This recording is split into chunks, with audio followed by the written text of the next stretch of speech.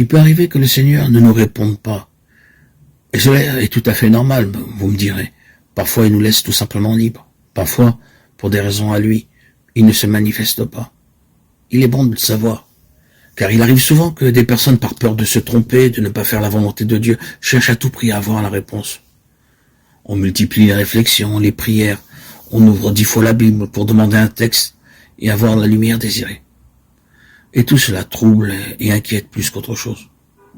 On n'y voit pas plus clair pour autant. On a un texte, mais on ne sait pas comment l'interpréter.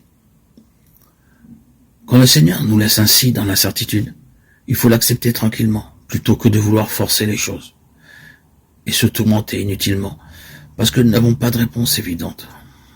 Il faut suivre ce principe que nous indique Sœur Faustine.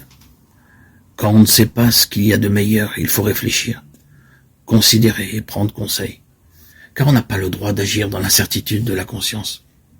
Dans l'incertitude, si l'incertitude demeure, il faut se dire, quoi que je fasse, ce sera bien, pourvu que j'ai l'intention de bien faire. Ce que nous considérons comme bon, Dieu l'accepte et le considère comme bon. Ne pas se chagriner si, après un certain temps, l'on voit que ces choses ne sont pas bonnes. Dieu regarde l'intention avec laquelle nous commençons et il accordera la récompense selon cette intention. C'est un principe que nous devons suivre. Souvent, nous nous tourmentons excessivement à propos de nos décisions, de même qu'il y a une fausse humilité, une fausse compassion. Nous pouvons dire aussi qu'en ce qui concerne nos choix, il y a parfois ce que l'on pourrait appeler une fausse obéissance à Dieu.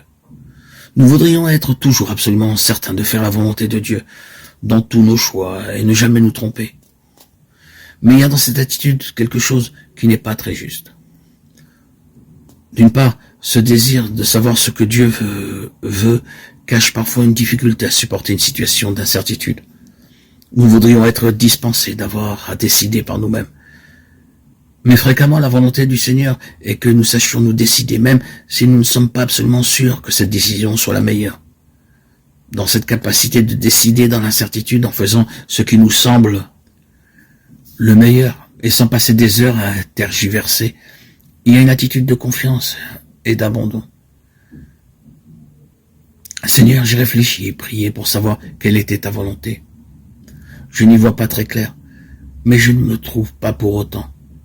Et je ne vais pas rester des heures à me casser la tête. Je décide telle chose parce que, tout bien considéré, ça me semble à moi la meilleure chose à faire. Et j'abandonne tout entre tes mains.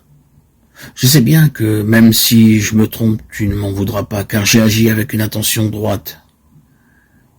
Et si je me suis trompé, je sais que tu seras capable de tirer un bien de cette erreur.